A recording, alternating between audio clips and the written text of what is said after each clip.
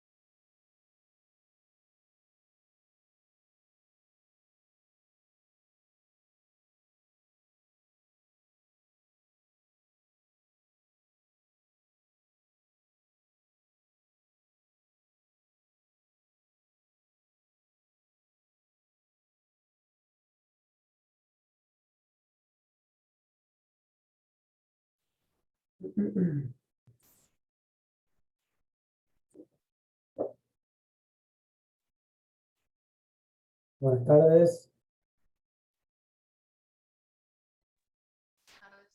Hola, buenas tardes. Buenas tardes. Tardes. Buenas tardes. ¿Escuchan bien?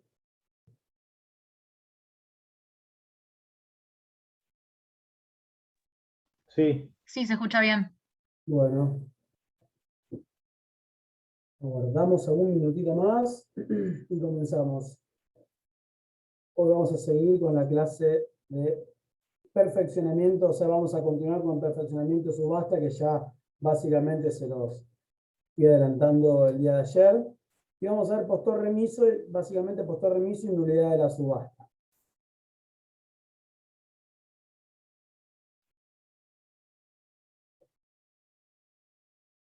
¿Te da alguna duda de lo de ayer?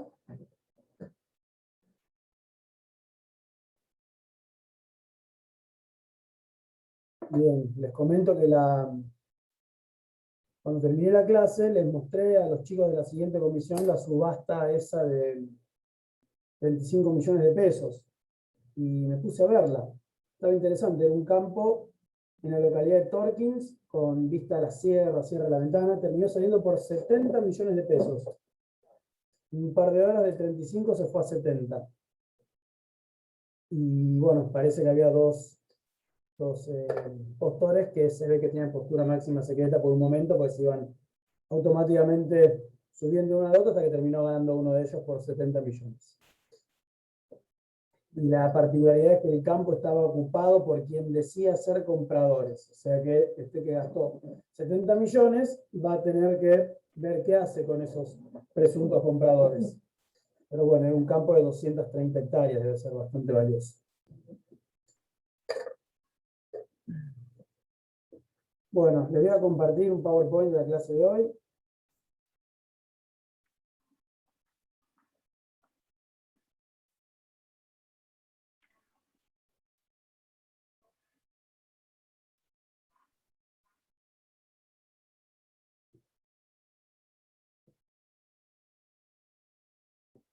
Bueno, vamos arrancando.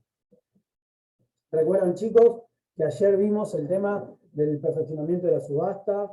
Lo mencionamos muy al pasar como para que quede claro y ya podamos seguir. Si bien no lo vimos, no lo vieron conmigo, ya lo habían visto para la primera parte, saben que existen bienes muebles no registrables, ¿bien? Como puede ser, no sé, subastar un lote de computadoras o todo el mobiliario de un bar, es muy común. En ese caso, el perfeccionamiento de la subasta se da con la aprobación de la subasta, el pago del precio, comisión y sellado al martillero, el acta de adjudicación y la simple tradición. ¿Qué significa esto? La entrega. El martillero tiene los bienes en su poder y se los entrega al comprador. Ahí queda perfeccionada la subasta cuando los muebles son no registrables. Si los bienes son muebles registrables, como un automotor, además de esto que les mencionaba, se requiere también la inscripción dominial. Los automotores es distinto al régimen de inmuebles que vimos ayer, que no requería inscripción dominial. Porque la inscripción en el registro automotor es constitutiva. Saben que significa constitutiva de derechos, a diferencia de la inscripción en el registro inmobiliario, que es meramente declarativa. Por eso, cuando se subasta un auto, por ejemplo, también supuesto muy frecuente, la subasta se perfecciona una vez que tenemos la inscripción dominial. Y bueno, en los inmuebles ya lo vimos ayer, tenemos que tener la subasta aprobada, se intima al comprador a abonar el pago del precio, también la comisión y el sellado del martillero. Una vez que tenemos esos recaudos cumplidos, se hace el acta de adjudicación y luego se entrega el mandamiento de posesión. Bien, recuerden entonces que con el mandamiento de posesión queda perfeccionada la subasta de bienes inmuebles. No se requiere ningún tipo de inscripción registral, ni escrituración, ni nada. Obviamente, con cualquier persona que hable al respecto les va a decir que es conveniente y les aseguro a ustedes, si van a ser abogados de un comprador, de que van a tener el bien a su nombre. ¿Y qué problemas se ahorrarían? Por ejemplo, si entra alguna medida cautelar con posterioridad a que ustedes perfeccionaron la venta. No va a afectar a su inmueble, porque ustedes van a poder solicitar el levantamiento de la medida, pero van a tener que seguir haciendo trámites, por lo cual siempre es recomendable culminar. ¿Cómo, perdón? ¿Alguien me había hecho una pregunta? No, profe, creo que alguien tenía prendido el micrófono y se escuchó su propio eco. Sí, me parece que fui yo, perdón. Tenía Dale, prendido, dale. se me... Bueno, no sé si quedó claro eso último que dije. Puede pasar de que si un adquirente en subasta, confiado y tranquilo que con el mandamiento de posesión ya tiene perfeccionada la venta y ya es titular del derecho real de dominio sobre ese inmueble, se queda confiado, no hace la inscripción registral y siguen ingresando medidas cautelares contra el anterior titular dominial, el deudor de este juicio ejecutivo. Y van a tener ustedes que hacer los trámites de levantamiento de esas medidas. Y van a tener que presentarse en cada uno de sus expedientes, acreditar que compraron en subasta con el mandamiento de posesión y demás para solicitar el levantamiento de las medidas. Lo van a lograr, pero son trámites y trámites que tienen que hacer que lo evitarían si logran la inscripción de la compra en subasta o la protocolización de las actuaciones que les mencionaba ayer, que la hace un escribano. Y obviamente que si deciden poner el bien a su nombre, escribirlo a su nombre, las medidas cautelares van a estar trabadas, obviamente, le van a tener que solicitar al juez el levantamiento de esas medidas al solo efecto de escribir la subasta. Y ahí ya tenemos la venta perfeccionada, con la debidamente registrada, y ya el día de mañana pueden ir ustedes a una escribanía y vender el bien, grabarlo con hipoteca o donarlo, hacer lo que ustedes quieran, pues ya son titulares de dominio. ¿Quedó claro entonces esa cuestión? Sí, profe. Bueno. Vamos a ir con el tema del postor remiso. Esto es un tema, el postor remiso, que se suele tomar en los exámenes, ¿bien?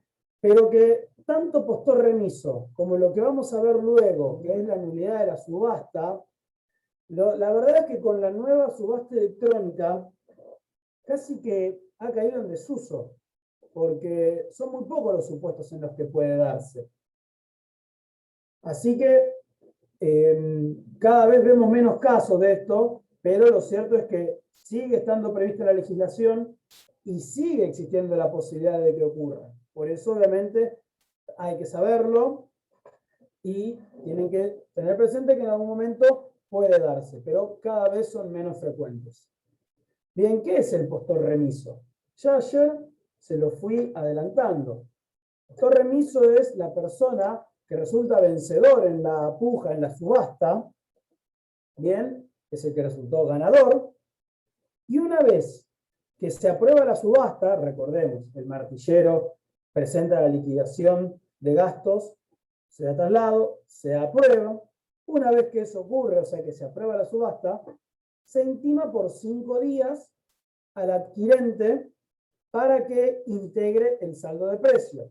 Recordemos que si ya pagó depósito en garantía, va a tener que descontarse, obviamente, esa suma. Por eso se habla de saldo de precio. Y obviamente lo mismo si ya pagó la seña. ¿Bien? Una vez que deposita dentro de los 5 días, sigue todo su curso como ya habíamos visto en el tema anterior. Ahora, puede pasar, y es muy común, que intimado el comprador para abonar el saldo de precio en el plazo de 5 días, que se le intima por cédula, este no cumpla con tal manda judicial. Y allí es cuando se configura la existencia de una subasta con postor remiso. ¿Bien? ¿Hasta ahí vamos? Entonces, postor remiso es el vencedor de la puja que no deposita el saldo de precio. Y esto tiene que ser declarado pedido de parte. ¿Bien? ¿Qué significa? Que el juez no va a estar esperando al 5.º día, en realidad el 6.º más las 4 primeras horas, para declarar al postor como remiso. Esto debe ser efectuado a pedido de parte. ¿Bien? puede ser que lo declare de oficio, pero no va a ocurrir. Entonces, acá es cuando tiene que estar muy atento el ejecutante o eventualmente el ejecutado para solicitar la declaración de postor remiso. Bien, ¿qué pasa? Si pasados los 5 días no se presenta el comprador a abonar el saldo de precio, ha habido casos en los cuales pagan el séptimo, octavo, noveno, etcétera, y aún así se lo ha tenido por adquirente porque se sobreentiende que hacer una nueva subasta irroga muchísimos gastos, pero eso es excepcional. La doctrina admite que en determinados supuestos se ha admitido el pago tardío, pero es excepcional y puede llegar a tener que responder en algunos casos este adquirente que ha pagado tardíamente. Pero si el acreedor está atento a que se efectúe el pago del saldo de precio, el día 6 a las 12:01 ya puede solicitar, se lo declare postor remiso y así el juez lo va a tener que declarar. ¿Bien? ¿Hasta ahí vamos?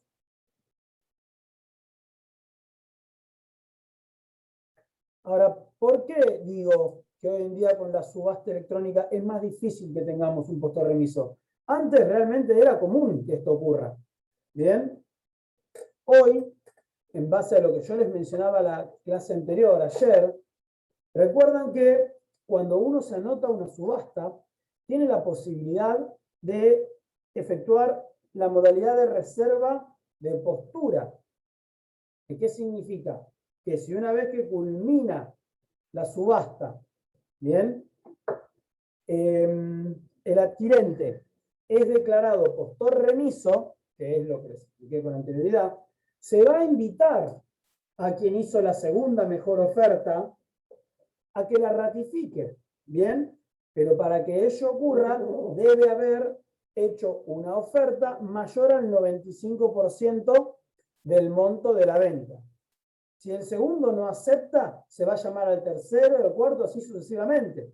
Obvio que tiene que tener siempre un 95% del monto de la venta. Pero también puede pasar que se siga llamando sucesivamente al segundo, tercero, cuarto, etcétera, y que su oferta sea menor al 95% del monto de la venta.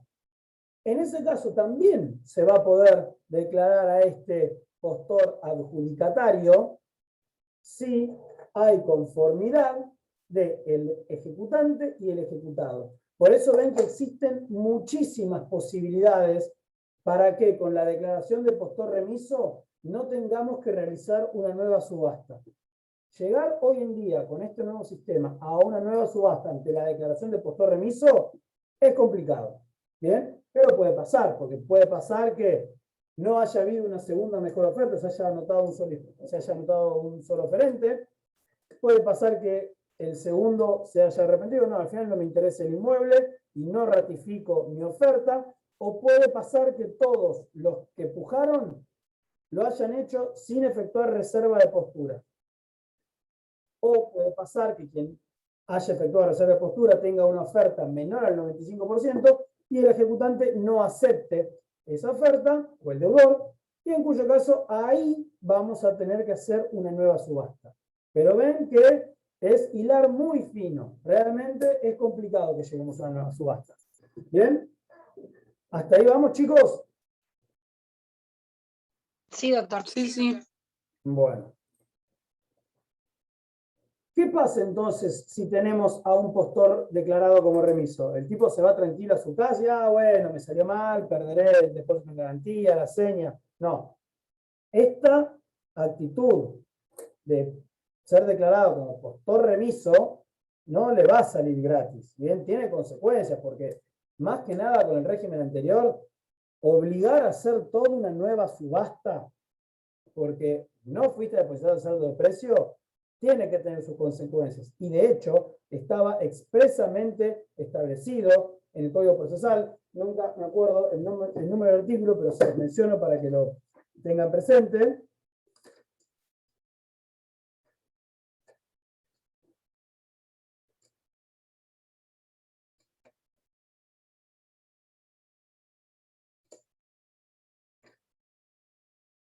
Bueno, ahora sí.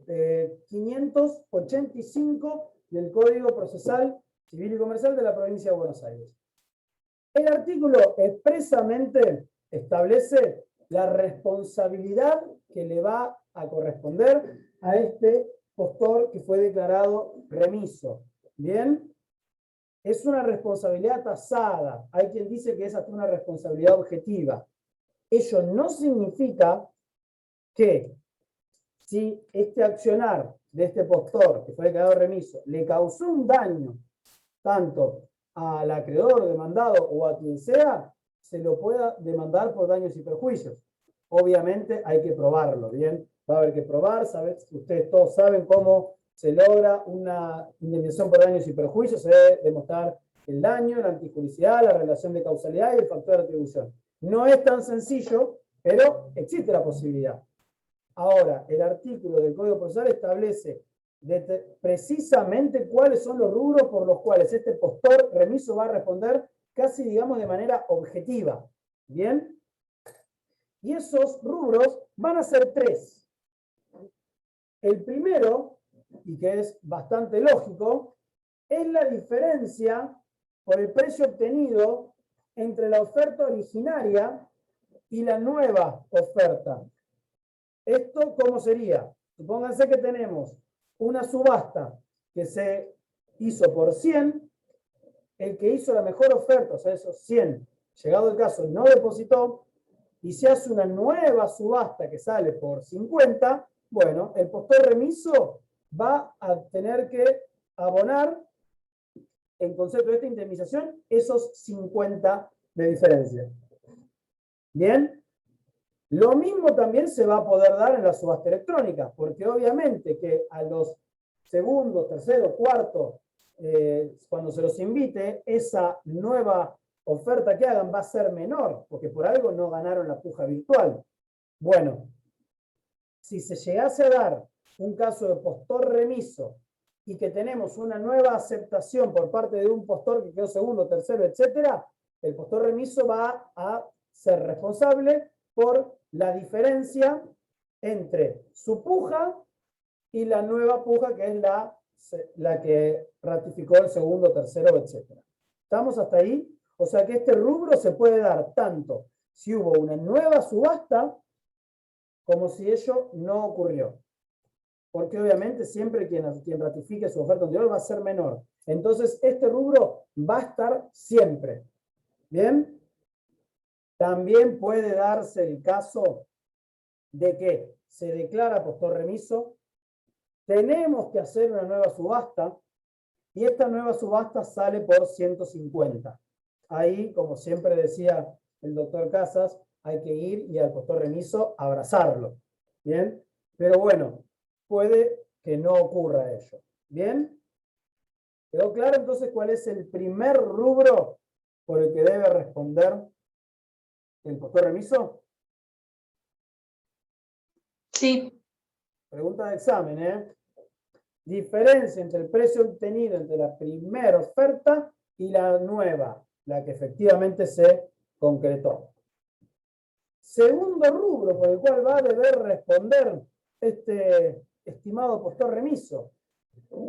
Y son los intereses acrecidos desde la fecha en que se debió depositar el saldo de precio hasta que el nuevo adquirente deposita efectivamente el saldo de precio por su oferta. Vamos de vuelta por si no queda claro. Recuerdan que con la aprobación de la subasta se lo intima al comprador a que abone en 5 días. Ese comprador tenía que abonar en el día 6º a las 12 del mediodía. No abonó, se le quedó postor remiso. A partir de ese momento, desde el día en que él tenía que abonar y no lo hizo, empiezan a correr los intereses que este postor remiso va a deber. No importa si la declaración de postor remiso vino por diversas cuestiones del expediente, vino 2 semanas, 1 mes, 3 meses después. Los intereses que él va a deber corren desde el momento en que él debió pagar y no lo hizo, que va a estar determinado por la fecha en la cual se lo notificó. ¿Estamos hasta ahí? Y va a deber los intereses hasta el momento en que el nuevo adquirente ya sea que se invitó a ofertar a uno que ya había ofertado en esa subasta, o se tuvo que hacer una nueva, hasta que el nuevo adquirente de uno u otro supuesto deposite el saldo de precio de esta nueva oferta. ¿Estamos? O sea, el postor remiso va a deber ese lapso de intereses. ¿Por qué? ¿Cuál es el fundamento de esto? Obviamente que los intereses son accesorios de la deuda que debe el deudor principal. Pero este lapso de tiempo, esos intereses que se van acrecentando, no son consecuencia de la mora de este deudor originario, sino que son consecuencias de la actitud renuente del postor remiso. Por eso, por ese lapso, los intereses los va a deber el postor remiso. Después, desde el momento en que el nuevo postor deposita el saldo de precio y hasta el momento en que el acreedor perciba su crédito, esos van a estar obviamente en cabeza del deudor, porque obviamente desde que se depositó el saldo de precio ya el postor remiso no tiene responsabilidad de esos intereses que se acrecen. Él únicamente va a deber los intereses por el lapso en el cual su actitud de remiso generó que la deuda se siga devengando. Y es, repito, desde la fecha en que debió depositar hasta que el nuevo postor, ya sea que una nueva subasta o no, deposita el saldo de precio total. A partir de ese momento, los intereses continúan estando en cabeza del deudor principal. ¿Y cuál es la tasa de interés que se va a aplicar en este caso? ¿Cuál les parece a ustedes que es la tasa de interés que va a deber determinarse para que responda el postor remiso? Quiero que hablen un poco ustedes, así yo no me quedo sin voz. Ya estoy medio baqueteado.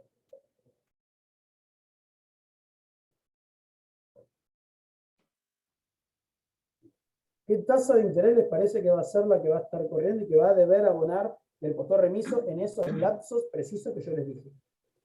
Tasa activa. ¿Por qué tasa activa? No sé, digo. Esa es la que Por el aplica incumplimiento. Pero Por bueno, el incumplimiento. ¿y cuál era el incumplimiento? El no haber depositado lo que debía depositar. Está bien, pero ¿cuál es la tasa? ¿Por qué la tasa? Vos seguís insistiendo en la tasa activa. ¿Por qué la tasa activa? ¿De dónde surge? No, digo, yo, no sé. ¿No será la tasa pasiva más alta? No. Puede ser, pero pueden ser muchas otras.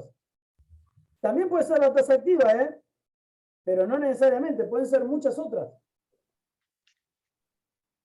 ¿Cuál les parece que va a ser? ¿Por qué digo que pueden ser muchas otras? Yo creo que debería ser la más gravosa por el incumplimiento. Bien, pero... A eso me refería con la tasa activa, ¿entendés? Claro. ¿A alguno se le ocurre otra posibilidad?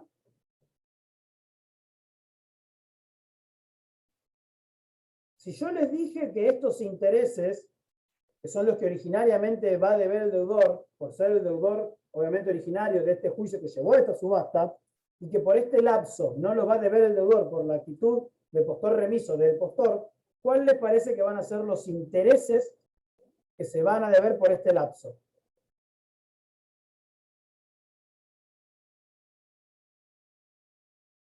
Imagínate... Serían moratorios. ¿Cómo? Intereses moratorios. Sí, son moratorios. Imagínate, Lorena, vos dijiste tasa activa. ¿Bien? Supónganse Sí. que el crédito que originó todo este juicio ejecutivo devengó una tasa pasiva más alta. El deudor, el Sí. postor remiso va a estar pagando una tasa de interés más alta que la del deudor principal.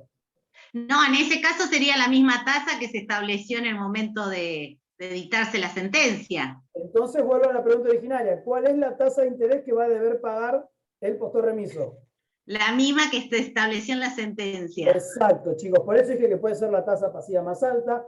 Porque Está bien, perfecto, intereses, perfecto. en sentencia se va a fijar la tasa pasiva más Ahí alta. va por ahí. Si el título fuese, por ejemplo, un saldo deudor de cuenta corriente bancaria, va a tener la tasa activa, como vos dijiste, y así sucesivamente.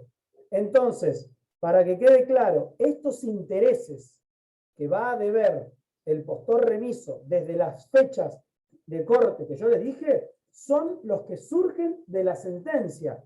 Son los que surgen de la sentencia ejecutiva. No va a tener que pagar Perfecto. ni más ni Ni menos menos.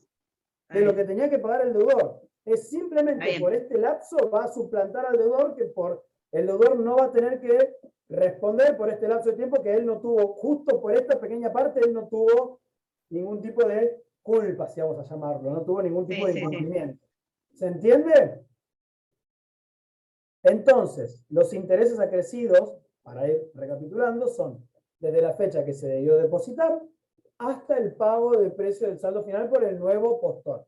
La tasa de interés va a ser la que surja de la sentencia ejecutiva de este juicio ejecutivo y va a depender, obviamente, del título ejecutivo, y ahí nos retrotraemos a la primera parte de la materia. Una ahora pregunta, se ¿y quién hace la liquidación de eso? Ahí vamos, pará, no te me adelantes. Ah. Primero vamos a ver los rubros. Está bien la pregunta igual. Y ahora se las complico un poquito más.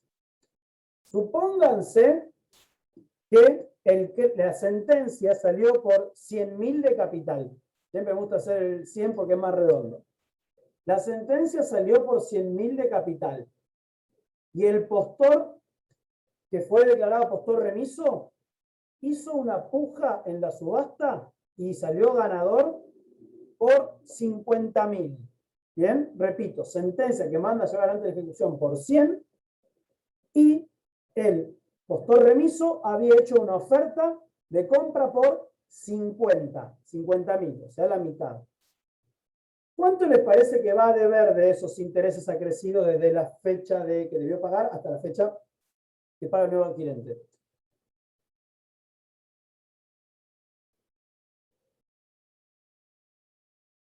¿Cómo fue la pregunta? Tenemos sentencia que manda a llevar adelante... ¿Sobre la qué ejecución. monto me estás preguntando? ¿Sobre Claro. qué monto?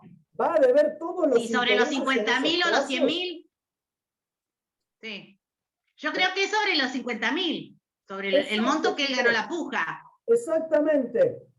Entonces, Claro. para que quede claro, el postor remiso va a deber intereses desde la fecha que debió pagar hasta la fecha que se pagó el saldo final por la tasa determinada en la sentencia ejecutiva, y esto, se los complico un poco más, va a deber únicamente la porción de intereses que correspondiera al monto por el cual compró en subasta. ¿Bien?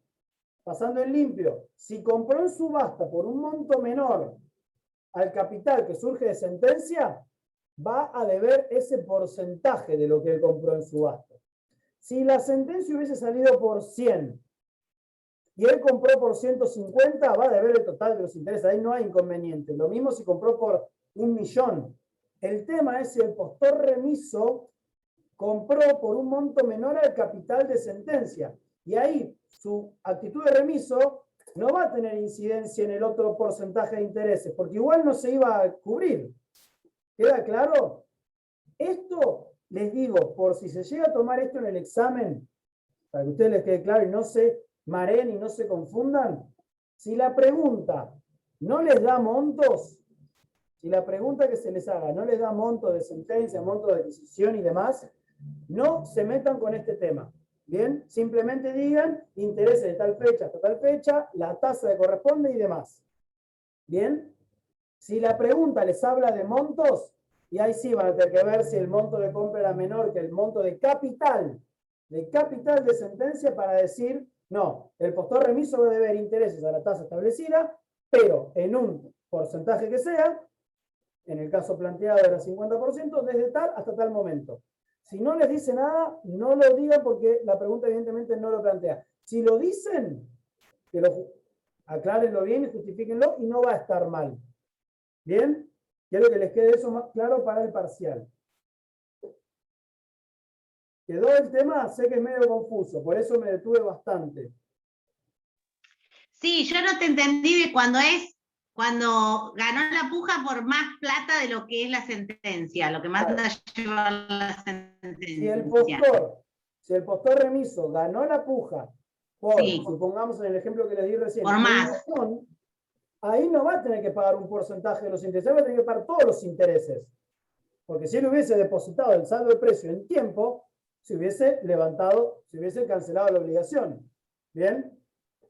Sí. Porque su oferta fue mayor al monto que surgía de la sentencia. Entonces, el crédito probablemente se iba a cancelar. Por eso debe el total de los intereses.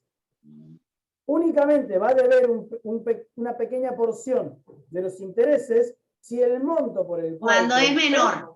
Es menor al capital de la sentencia. ¿Les quedó Bien. todo, chicos? Sí, más o menos, pero bueno. Es decir, siempre va a deber él por Esperemos el que no lo monto. pregunten. Esperemos que no lo pregunten.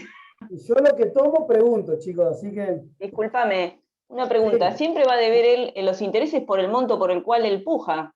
Son 150.000, va a ser, es decir, se va a basar ese monto. Si son No, más no, no, o no. menos, Los intereses que él debe son los que le están corriendo al deudor. ¿Ven? No se va a pero yo digo, calcular sobre sí, su pero en cuanto al oferta. monto me ¿Cómo? refiero. En cuanto al monto, es siempre el monto que él, es decir, por el cual él ganó. Por ejemplo, son 50, va a ser sobre 50. Claro. Pero sí, Obviamente con la tasa de interés se comprometió a decir que tiene el deudor, ¿no? Ahora, si exacto. son 150, va a ser sobre 150 con la tasa de interés que también se comprometió el deudor. No. En ese No, caso es el monto de porque, la sentencia. no, porque ahí estaría pagando más intereses de lo que paga el deudor. Entonces, en ese caso, si es más de lo que él se comprometió, es decir, en ese caso sí se toma el monto de la sentencia. Exactamente. Se toma el monto de la Bárbaro. sentencia, porque si no está pagando más de lo que hubiese tenido que pagar el deudor. Lo mismo que si le Claro. aplicamos una tasa mayor a la que estaba pagando el deudor. Bárbaro. ¿Entiende? Si el monto Ah, es ahí lo si el entendí, monto de ahí lo compra, entendí. si el monto de compra es mayor al capital de sentencia, va a deber los mismos intereses que debía el deudor. O sea, en el ejemplo planteado, sobre 100.000 pesos. ¿Bien? ¿Quedó ahí? Sí, ahí Sí. quedó más claro, profe. Quedó Bueno. claro ahora.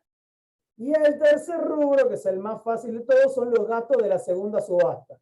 ¿Bien? Entonces, si obviamente él, por su condición de postor remiso, generó que haya que hacer una nueva subasta, vieron ayer cuando les compartí datos, lo que salen los edictos, sale muy caro hacer una nueva subasta. Todos los gastos generados por la segunda subasta van a estar a su cargo. ¿Bien?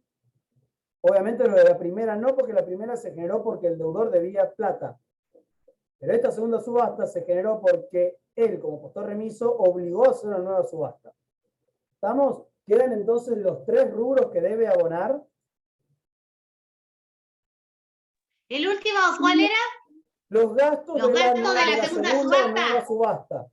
Ah, bien, todos los gastos. Todos los gastos de la nueva subasta. Y acá, chicos, esto es lo que desaparece con la subasta electrónica, porque si se invitó a ratificar a un segundo, tercero, cuarto postor, no va a haber segunda subasta. Va a ser todo en el marco de la primera subasta electrónica. Entonces, este rubro no lo va a deber. ¿Bien? Y si estamos en una subasta electrónica, el rubro de los intereses acrecidos desde la fecha que debió pagar hasta la fecha de pago del saldo final puede ser muy escaso. Porque ante la declaración del postor remiso vamos a invitar a los siguientes postores, todos se hacen por notificación electrónica, se presenta, ratifica, paga y listo. Pueden ser escasos periodos. Esto tenía mucha importancia cuando ante una declaración del postor remiso había que hacer una nueva subasta. Por ahí pasaban años hasta que hacíamos una nueva subasta. Y ahí sí teníamos una importante responsabilidad del postor remiso. ¿Quedan claros cuáles son los 3 rubros que por los cuales debe responder? Sí. En base Sí. a la pregunta que hizo Lorena, acá, para poder responsabilizar al postor remiso, tenemos que practicar una liquidación, en la cual vamos a determinar todos estos rubros que yo les mencioné antes. ¿En qué etapa procesal les parece a ustedes que se puede practicar esta liquidación?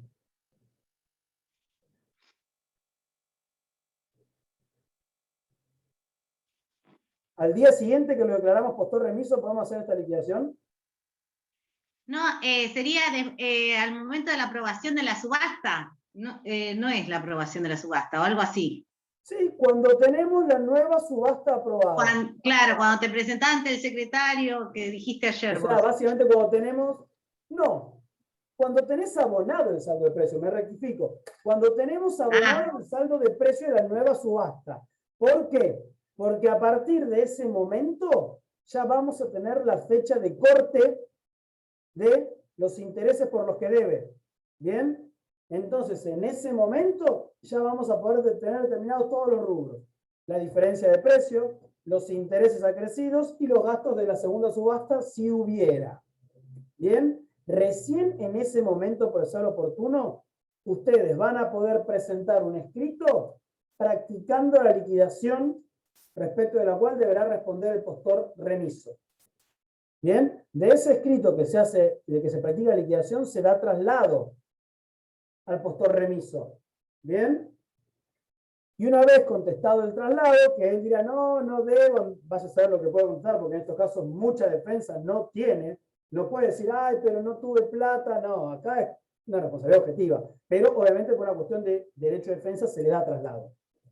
Una vez conferido el traslado, el juez va a aprobar esa liquidación y esa liquidación aprobada la van a poder reclamar mediante el trámite de ejecución de sentencia.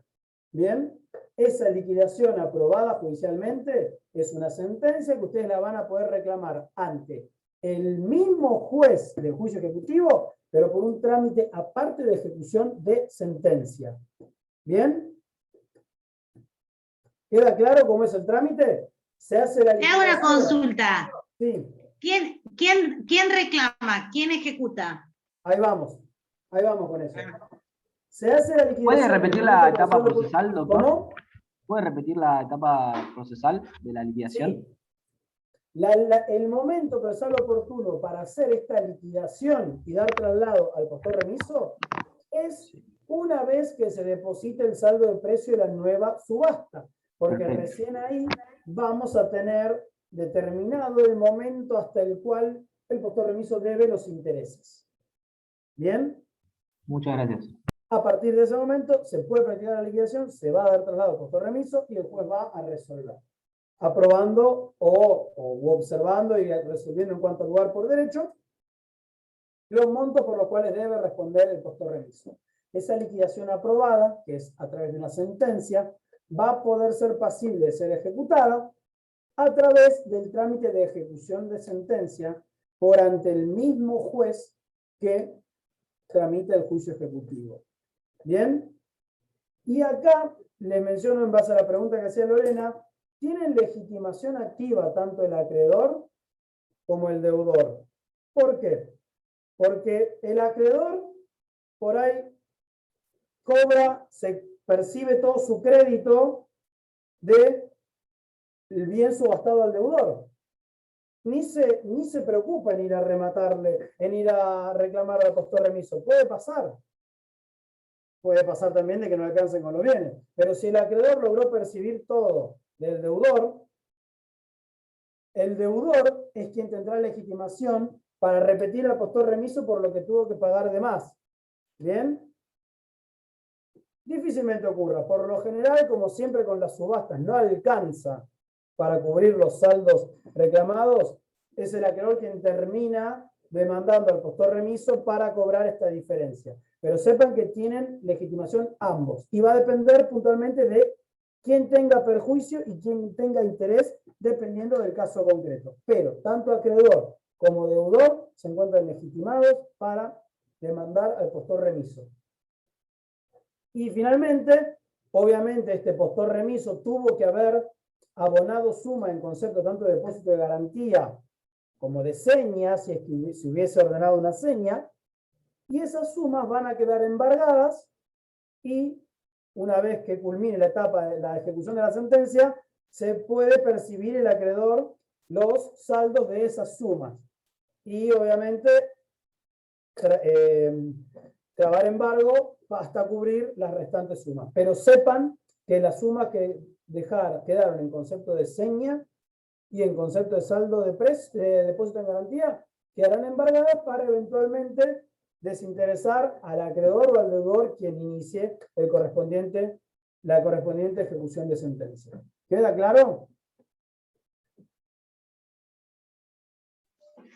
Sí. Sí. Bien. Bueno, y vamos con el último tema de hoy, que es la nulidad de la subasta. Lo que les dije respecto del caso de postor remiso va más todavía para nulidad de subasta. Casi que son de laboratorio hoy los supuestos de nulidad de subasta. ¿Bien? Les digo que lo de postor remiso ya queda casi como de laboratorio, porque supónganse de que tenemos un postor remiso y uno de los postores anteriores acepta la subasta. Y es el segundo que tenía una oferta mayor al 95%. Imagínense cuánto va a ser la diferencia de precio entre lo que pagó el postor remiso y lo que paga el nuevo postor. Muy poco. ¿Cuánto va a ser la diferencia de los intereses acrecidos desde que debió depositar hasta que pagó el segundo postor? Muy poca, porque esto es electrónico. ¿Y cuántos van a ser los gastos de la segunda subasta? Ninguno. Entonces, eso hace que en los hechos no tengamos que recurrir a el incidente de responsabilidad del postor remiso, porque lo cierto es que los acreedores no van a estar haciendo todo este trámite para cobrar unos pocos pesos que no tiene sentido. Obviamente que si fuese sumas mayores, lo van a hacer, pero termina cayendo en desuso esta figura. Existe, se puede usar, pero con la realidad vigente el día de hoy, son cada vez más poco frecuentes. ¿Bien? Lo mismo con la nulidad de la subasta. ¿Por qué? La nulidad de la subasta como acto, recuerden que la subasta es un acto procesal, es un acto de tipo procesal que se da en el marco del proceso ejecutivo. Cuando estamos hablando acá de nulidad de la subasta, hablamos de la nulidad de ese acto jurídico, que era, como ya les expliqué ayer, ya sea la subasta virtual, de que iban al colegio de martilleros, salón de actos, etc., o la puja virtual que dura 10 días. Ese es el acto procesal del cual estamos viendo la nulidad hoy, que debe diferenciarse de cualquier nulidad procesal que se puede dar en el marco del proceso ejecutivo, como por ejemplo lo que vimos en la primera etapa, caso sumamente común, nulidad de la intimación de pago, porque intimaron a un muerto, por ejemplo. Eso no es lo mismo que la nulidad de la subasta, ¿bien? Porque esa es la nulidad de un acto del proceso, y acá estamos hablando puntualmente de la nulidad del acto de subasta. Por eso quiero que quede bien claro, y ahora vamos a ver que puede haber que tiene una diferencia práctica sustancial, distinguir uno de otro supuesto. Recuerden, chicos, que ya que estamos hablando de una nulidad de un acto procesal, es una nulidad de tipo procesal. Y recordarán cuando vieron procesal civil, o práctica 1, o incluso en la primera parte cuando vimos la nulidad de la intimación de pago, todas las nulidades procesales son relativas. ¿Qué significa que las nulidades procesales son relativas? Que no pueden ser declaradas de oficio, que si no se plantea la nulidad dentro de los 5 días queda convalidado, que debe haber un interés, que no existe la declaración de nulidad por la nulidad misma. ¿Bien? Todos esos principios que estudiamos cuando estudiamos las nulidades procesales resultan de aplicación a la nulidad de la subasta. ¿Bien? Ya vamos a ver que con excepciones. Pero como regla general, todos estos principios aplican para la nulidad de la subasta. ¿Qué significa? Que como regla el juez, si advierte un vicio en la subasta, no puede declarar la nulidad de oficio, porque las nulidades relativas son a pedido de parte, porque si la parte no la pide dentro de los 5 días de realizado el acto o de que tomó conocimiento, ¿qué pasa con esas nulidades? Queda convalidada. Convalidan. Convalidan, exactamente, quedan convalidadas, por eso el juez no las puede declarar de oficio. Bien, recordamos entonces los principios de las nulidades que van a aplicar a la nulidad de la subasta. El primero es el principio de especificidad, que significa que la nulidad debe estar prevista en la ley. Eso surge claro del mismo Código Procesal de la Provincia de Buenos Aires, establece que se puede declarar la nulidad de la subasta, entonces está cumplido con el requisito de la especificidad. Me acuerdo, es artículo 587 del Código Procesal Civil. También el principio de trascendencia, que significa que debe existir un interés. Quien pide la nulidad debe tener un interés real en que se declare la nulidad de este acto jurídico, de este acto procesal, no por el solo interés de la ley, de la nulidad misma. Y finalmente el principio de no convalidación, que es que debe ser planteado temporalmente. ¿Bien? Bueno, y yendo puntualmente a la nulidad de la subasta, como ya les adelantaba, este vicio debe afectar al acto de subasta como tal. ¿Bien? El acto de subasta debe estar afectado. Repito, el acto cuando el martillero bajaba el martillo y se hacían las ofertas de viva voz, o el lapso que va desde el día de apertura hasta el cierre de la puja virtual. Ese es el acto que debe tener un vicio. ¿Bien? Por eso insisto con la diferencia con las nulidades del proceso, ya sea anteriores o posteriores a la subasta. ¿Bien? Cualquier vicio del acto, cualquier vicio en el proceso que sea anterior o posterior a la subasta, va a ser por ahí pasible de una nulidad procesal, pero no de la subasta. ¿Y por qué esto tiene incidencia? Imagínense, caso muy frecuente, muy frecuente, que se hace un juicio ejecutivo. Y esto se ve mucho en las ejecuciones de expensas. El consorcio intima de pago al titular registral. El titular registral está muerto hace años. Obviamente nunca se pagan las expensas, los herederos nunca se presentaron a arreglar la deuda con el consorcio, no les importa el departamento. Caso muy común, más que nada en Mar del Plata, que hay muchos departamentos de gente de Buenos Aires, otros lugares de veraneo, que por ahí se van poniendo grandes, fallecen y los herederos, por desidia o por lo que sea, no le dan importancia al departamento. Bien, y el consorcio, obviamente, basándose en quien surge como titular registral de informe de dominio, demanda al titular registral como corresponde, intima de pago, bajo responsabilidad, y después se hace toda la subasta, todo este procedimiento que nosotros vimos, tenemos un adquirente, etcétera, etcétera, etcétera, y después los herederos se acordaron de que papá tenía un departamento en Mar del Plata, muy lindo, frente al mar, y fueron a veranear, encontraron la llave y fueron. Cuando quisieron abrir, obviamente la cerradura estaba cambiada, había unas personas viviendo felizmente en el departamento, mirando al mar, y dicen, ¿qué haces? ¿Estás en mi departamento? Le dicen los hijos del titular. No, flaco, yo compré en subasta, andá y asesorate. Ocurre y muchísimo. ¿Bien? ¿Qué van a tener que hacer ahí ustedes? ¿Qué van a plantear? ¿La nulidad de la subasta o de qué acto procesal? De la intimación de pago. Exacto. Van a plantear la nulidad de la intimación de pago. ¿Por qué? Porque se intimó a un muerto cuando ese acto es nulo de nulidad absoluta. Y acá una de las excepciones a lo que yo le dije antes de que todas las nulidades procesales son relativas. Bueno, como todo hay excepciones. La intimación a un muerto es nula de nulidad absoluta. Intimación de pago o traslado de demanda o lo que sea. La bilateralización de una acción a un muerto es nula de nulidad absoluta. Entonces, lo más probable es que ese acto procesal caiga. ¿Qué significa? Que van a caer todos los actos dictados con posterioridad. Por ende, va a caer la intimación, va a caer la sentencia, ¿y qué más debería caer? La subasta. La subasta. Bien, es un acto que está concatenado con todos los demás actos. Pero esta pobre gente que estaba feliz en su departamento mirando el mar, compró de buena fe, no tenía ni idea que estaba fallecida la persona, buscó en el portal de subasta, como vimos ayer, le gustó el departamento, fue, empujó y salió ganadora. ¿Qué pasa con esos terceros adquirentes de buena fe? Es inoponible. Exacto, chicos. Esta nulidad Es inoponible. no le será oponible a los terceros adquirentes de buena fe. Obviamente la buena fe se presume.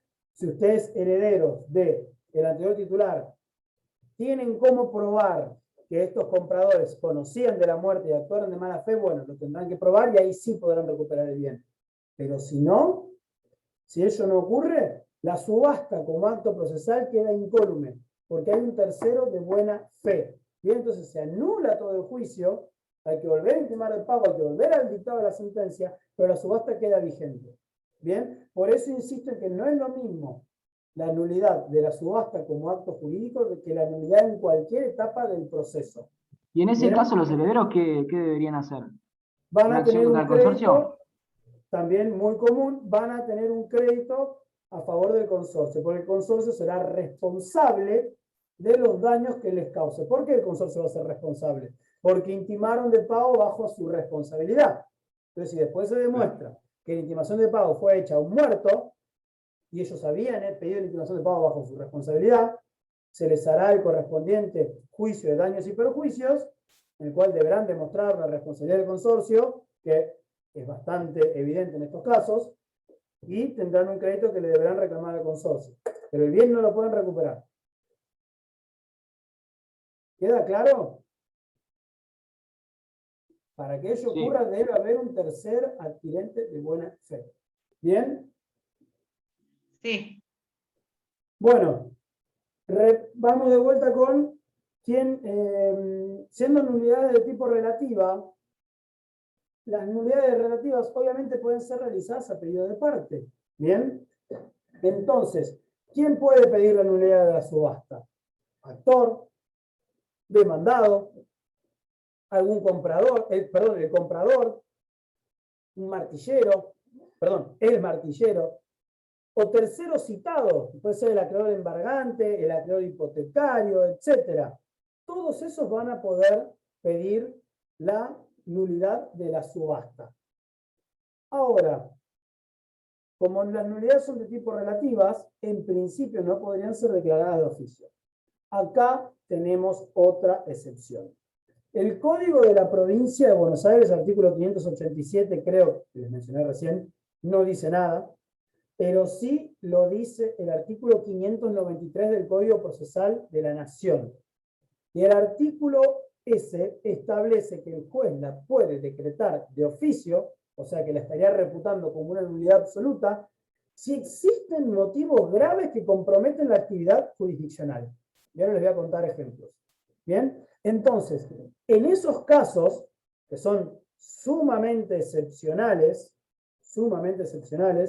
el juez podrá declararla de oficio porque se la considerará una nulidad absoluta. Pero para que ello ocurra tiene que haber motivos graves, serios, que, como les mencionaba, comprometan la actividad jurisdiccional. Se tiene que afectar el orden público, ¿bien? Y en ese caso se la podrá considerar una nulidad absoluta y el juez podrá declararla de oficio. Pero es un caso excepcionalísimo porque, como regla, todas las nulidades procesales son relativas y por ende deben ser solicitadas a pedido de parte. ¿Bien? Te hago una pregunta. ¿Qué significaría una afectación de la actividad jurisdiccional? ¿A qué Ahora te les voy a referís? contar un ejemplo. Cuando termino con todo el desarrollo teórico, después vamos a lo más entretenido, que son los casos reales. Acá en Mar del Plata había un consorcio que se llama, cuando veamos la parte de asamblea y eso, vamos a entretenernos con ese consorcio. Bien. El pedido de nulidad se debe sustanciar necesariamente con el martillero, salvo que lo pida él, y con todos los interesados. Bien. Obviamente si hay un comprador se sustanciará con él, pero siempre con el martillero. ¿Bien? Y una vez que se decreta la nulidad, esto se tramita por incidente.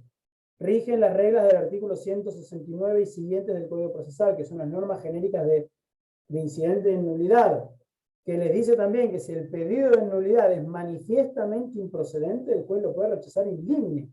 ¿Qué es lo que se busca acá? Que el deudor no venga a plantear la nulidad totalmente infundada, como puede ser, se vendió a precio vil, que puede pasar.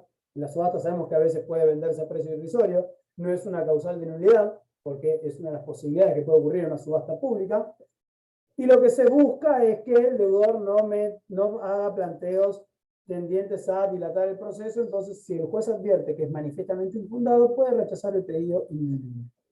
Bien, una vez resuelto, si se hace lugar al incidente de nulidad de la subasta, se declara la nulidad de la venta y se deben devolver las sumas abonadas al comprador. Acá no rige lo anterior del tercero de buena fe, porque acá estamos atacando el acto nulo. ¿Bien? ¿Queda claro eso, chicos? El tercero también va a ser citado. Habrá que ver en el caso concreto si se lo puede considerar tercero de buena fe, pero la consecuencia de la anulación de un acto es la vuelta de todo para atrás, se priva de efectos al acto, y obviamente al privarse de efectos al acto, quien compró se le van a restituir las sumas que abonó. ¿Bien? Y ahí Sí, culmina pero solamente de ese acto. de ese acto, nada De más. ese acto. Está Sí, bien. porque el comprador pagó el bien que compró. Si se anula la venta, se le devuelve lo que pagó. Perfecto. Bueno, ¿Y él contra quién puede repetir? no puede repetirse, declaró la nulidad. Si después considera que la nulidad fue causada por negligencia de alguna de las partes, Claro, tendrá por que daño y hacer el daño perjuicio, y yo digo. perjuicio que corresponda, irá por otro carril aparte, tendrá que acreditar todos los presupuestos de la responsabilidad civil y no es tan sencillo. Puede pasar, Ya está. pero es un daño y perjuicio totalmente aparte. Bien, causales. ¿Cuáles pueden ser las causales de nulidad de subasta? Por eso les digo que hoy casi no existe. Típicos ejemplos de causales de nulidad eran los disturbios en el acto de la subasta. ¿De quién los causaba? Los integrantes de la liga. Podía ocurrir, les conté el caso de que una vez salieron a los tiros o no me acuerdo si a los tiros o lo fajaron a un secretario judicial en azul. Bueno, todos esos supuestos, si son graves, pueden ser pasibles de nulidad. Si impiden el normal desarrollo del acto, pueden ser pasibles de nulidad. ¿Bien? También un supuesto muy común es fracasa la subasta por falta de postores, también esto hablando en la subasta presencial, y el martillero disponía una nueva subasta. El martillero no podía disponer ninguna nueva subasta, tenía que hacerse por orden judicial. Entonces el martillero se atribuía facultades que no le corresponden, como es decretar una nueva subasta, que lo tiene que hacer únicamente el juez. Eso era una causal de nulidad. ¿Bien? Y otro caso también común, ustedes saben que, para los que hicieron la materia concursal, saben que en determinados supuestos la declaración de quiebra impide las subastas de bienes que sean del deudor quebrado. Es un caso muy típico de cuando el deudor está ahorcado hasta acá y sabe que se le viene la subasta, haga un pedido de propia quiebra. Si logra abrir su propia quiebra porque realmente acredita que está en estado de situación de pagos, la subasta se debe suspender y el juez que decreta la quiebra le va a comunicar con urgencia al juez que está tramitando la subasta que se decretó la quiebra del deudor y que debe suspender la subasta. Si pese a todo ello llega la comunicación a tiempo y aún así la subasta se realiza, que es muy común, antes de las comunicaciones electrónicas, por ahí llegaba el oficio papel y estaban iniciando el acto de subasta en el colegio de escribanos, ahí saben lo que había que hacer, o llamar por teléfono al colegio de escribanos, o agarrar el auto e ir corriendo a decir, suspéndanla. Hoy es más fácil, tenemos todas las comunicaciones electrónicas, pero en ese momento podía ocurrir que entre que llegó el oficio y llegábamos corriendo al colegio de martilleros, se haya hecho la subasta. Bueno, esa subasta es nula. ¿Bien? Esa es una subasta nula. También, obviamente, errores en el bien subastado. Si está mal indicado en la subasta cuál es el bien que se subastó, eso también es pasible de nulidad. Bueno, hay montones de supuestos, pero más comunes de la subasta tradicional. El error en el bien subastado, si surge del acto de subasta, puede ocurrir en la subasta electrónica. ¿Bien? Pero ven que son casos muy raros. Puede ocurrir también la falta de anuncio de la subasta con debida antelación, que puede pasar en la subasta electrónica, pero hoy como toma intervención en el registro de subastas, difícilmente ocurra que el registro de subastas no le diga al martillero hacer las publicaciones y que las publiquen en la página de la corte y demás. ¿Bien? Por eso es difícil que ocurra. También puede pasar que se venda un bien en un 100% cuando en realidad estaba en condominio. Pero, como verán, chicos, todos estos supuestos es muy fácil que se eviten si tenemos todos los recaudos debidamente cumplimentados al momento del dictado del auto de venta. Entonces, cada vez son más difíciles, porque los supuestos típicos de nulidades eran cuando realmente había disturbios y había inconvenientes en el acto de subasta, causados muchas veces por la liga o por el martillero. ¿Bien? Causales de rechazo ya se los anticipé. Si se publicaron edictos, pero no se hicieron medidas de publicidad extra, por ejemplo, no hicieron publicaciones en la página de la Corte, no es una causal de nulidad, porque la publicación de edictos se tuvo. Y, como ya les anticipé, el precio vil no es causal de nulidad de subasta. Bueno, ¿cuál es el caso más reciente que hemos visto en nulidad de subasta en el Departamento Judicial de Mar del Plata? Obviamente, en la subasta tradicional. Ocurrió en este consorcio muy conflictivo de Mar del Plata, que está a la vuelta de acá de los tribunales de Calle Brown. Se hizo una subasta y el postor que hizo la mayor oferta dijo, sí, oferto tanto. Cuando el martillero lo llama para que abone la seña, que les recuerdo que antes la seña era del 10%, el tipo dice, ah, no traje plata, no tengo plata. ¿Y ahí qué hizo el martillero? Hizo aplicación de los artículos del Código Procesal que yo les mencioné, que se invitaba al que hizo la segunda mejor oferta, etcétera, etcétera, cuando en realidad era una subasta presencial, no una subasta electrónica.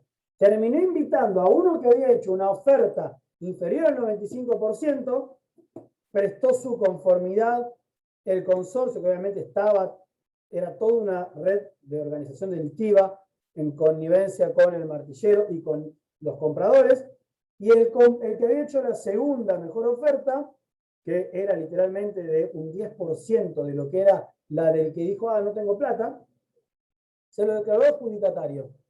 Haciendo uso de esta figura de que invito a ofertar, ¿qué había pasado? El que había hecho la segunda mejor oferta por un monto más razonable se había ido. Dijeron, uy, se fue, vamos a llamar al tercero, y este había ofertado el 10%.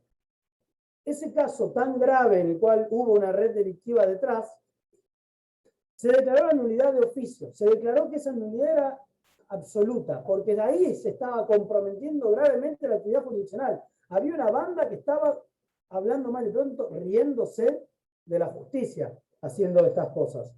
Y acá la cuestión que se planteó es que quien planteó esta nulidad fue quien salió segundo en la subasta. Cuando perdió, agarró y se fue. ¿Para qué se va a quedar a ver cómo paga la señal que ganó? Cuando se enteró de todo esto, planteó la nulidad.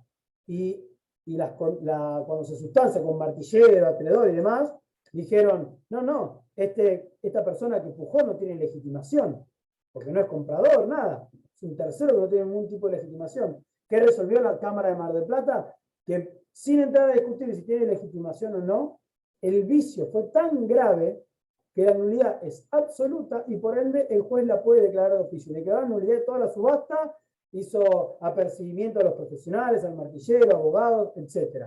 Bueno, les cuento que estos administradores de consorcio, nosotros pudimos en una acción judicial lograr su remoción. Tienen prisión, después el administrador terminó con prisión preventiva y el COVID falleció. Pero bueno, por esa circunstancia que era toda una red delictiva, la Cámara terminó entendiendo que estaba comprometida la actividad jurisdiccional y declarando nula esa subasta aún de oficio. Pero ven, chicos, que son casos muy raros y hoy en día esto no hubiese pasado con la subasta electrónica, porque automáticamente el sistema iba a invitar al que hizo la segunda mejor oferta y ya no se hubiese podido ir el postor, porque no es en un acto físico. Hubiese dejado, si hubiese hecho reserva de postura, queda registrada su segunda mejor oferta, se lo invita y punto. Por eso, está en el programa, se los tenemos que enseñar, porque puede ocurrir, pero sepan que hoy en día es cada vez más raro que esto ocurra. Bueno, no sé si tienen alguna duda. Les dije que la clase hoy iba a ser un poco más cortita, porque ya la fui adelantando ayer. Así que... No, está bien.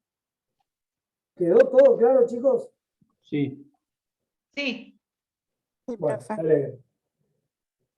Mañana, si no, eventualmente lo bombardean a preguntas al facha, que van a tener práctica con él. Te quería hacer una pregunta.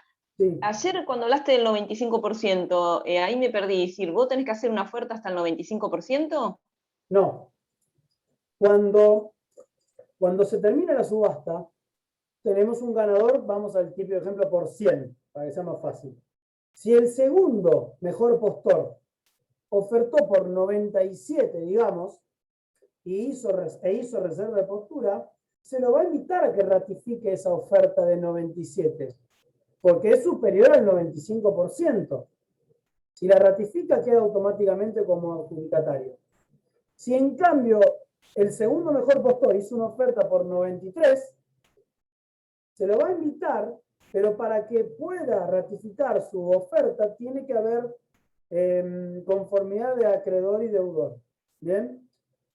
En Claro, ese pero caso, se cuando requiere la el diferencia es mínima, 95. por ahí presten conformidad. Pero se requiere el 95, eso era. Como mínimo. Eso Sería era. el 95 para arriba. Si fue Bárbaro. menos de 95, necesitamos sí o sí la conformidad del acreedor y el deudor. Menos de 95, conformidad acreedor y deudor. Más de 95 no se requiere conformidad de nadie. Simplemente se requiere que el que hizo la segunda mejor oferta haya hecho reserva de postura y la ratifique. Porque por ahí después se le da vista y dice, no, ahora no me interesa. No es que automáticamente queda declarado como adjudicatario, se lo tiene que invitar a ratificar esa oferta. ¿Bien? Claro, claro. Y si no tenés nadie en 95, vas buscando el que esté más cercano. Vas Y invitando obviamente a consultás. los que siguen sucesivamente, porque esto todo va a surgir del informe que les mostré ayer que manda el registro. Y tenemos que ir a la Bárbaro. segunda, la tercera, etcétera. Bárbaro, gracias. No de nada. ¿Alguna otra duda?